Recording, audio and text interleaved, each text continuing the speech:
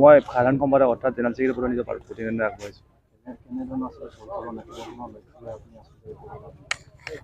ডিব্ৰুগড় বিশ্ববিদ্যালয়ৰ বহুতো সমস্যা আছে।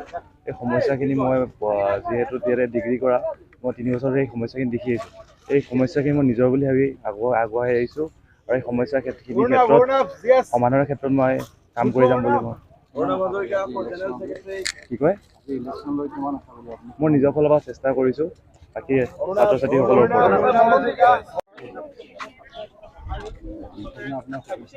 ধন্যবাদ। সভাপতি পদত প্ৰাৰ্থী। ডিব্ৰুগড় বিশ্ববিদ্যালয় স্নাতকোত্তৰ ছাত্ৰ সভা 2024-25 বৰ্ষৰ আজি সাধাৰণ নিৰ্বাচন। আমি আশা কৰিছোঁ ডিব্ৰুগড় বিশ্ববিদ্যালয়ৰ ছাত্ৰ ছাত্ৰীসকলে নিজৰ গণতান্ত্ৰিক ভোটাধিকাৰ সাব্যস্ত কৰি অহা এবছৰৰ বাবে ডিব্ৰুগড় বিশ্ববিদ্যালয়ৰ এখন শক্তিশালী স্নাতকোত্তৰ ছাত্ৰ সভা গঠন কৰিব আৰু ডিব্ৰুগড় বিশ্ববিদ্যালয়ৰ সৰ্বাংগীন উন্নয়নৰ সৈতে সেইখন ছাত্ৰ সভাই কাম কৰি যাব বুলি আমি আশা প্ৰকাশ কৰিছোঁ।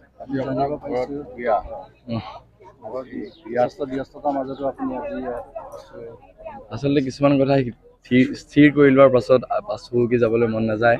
আচলতে এই কথা ডিব্ৰুগড় বিশ্ববিদ্যালয়ৰ ছাত্ৰ সমাজৰ বাবে কাম কৰি যোৱাৰ মন আছিল। সেইবাবে আমি কিছুমান সিদ্ধান্ত লোৱাৰ পাছত পাছুহুকি নোযোৱাৰ যি মনোভাৱ, তাৰ বাবে আজি এনেদৰে থিয় হৈ আছোঁ। অলপ সময় পাছত ঘৰলৈ যাম। নিৰ্বাচন শেষ হোৱাৰ পাছত ঘৰত গৈ ফূৰ্তি কৰিম। ঘৰত মানুহ ৰৈ আছে, সকলো ৰৈ আছে, ফূৰ্তি কৰিম। নিজৰ বাইদেউৰ বিয়া।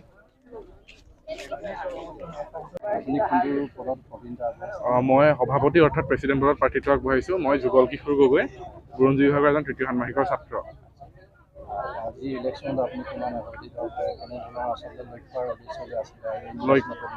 লক্ষ্যৰ উদ্দেশ্য কেৱল মাত্ৰ ডিব্ৰুগড় বিশ্ববিদ্যালয়ক উজনি অসমতে নহয়, ভাৰতবৰ্ষৰ পৰ্যায়ত এখন বিশ্ব মানদণ্ডৰ এখন বিশ্ববিদ্যালয় হিচাপে উপস্থাপন কৰাই হৈছে আমাৰ মূল উদ্দেশ্য।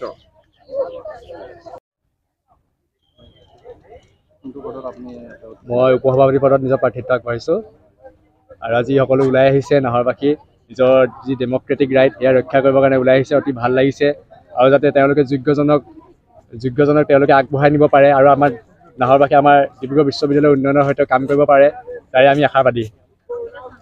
আৰু কেনেধৰণৰ পৰিকল্পনা বহুতো লৈ আহিছোঁ। 2021 চনৰ পৰা ইয়াত আছোঁ ডিব্ৰুগড় বিশ্ববিদ্যালয়ত। বহুতো সমস্যাৰ সন্মুখীন হৈছিলোঁ আৰু ভাবিছিলোঁ যে এদিন এই সমস্যাসমূহৰ কাৰণে মাত মাতিব পাৰিম, তাৰ বাবে আজি ওলাই আহিছোঁ। আৰু সেই পথটি যদি মই যদি প্ৰদান হ'বলৈ যোগ্য হওঁ, তেনেহ'লে অনাগত দিনত বহুতো কামখিনি কৰিবৰ কাৰণে মোৰ পৰিকল্পনা আছে।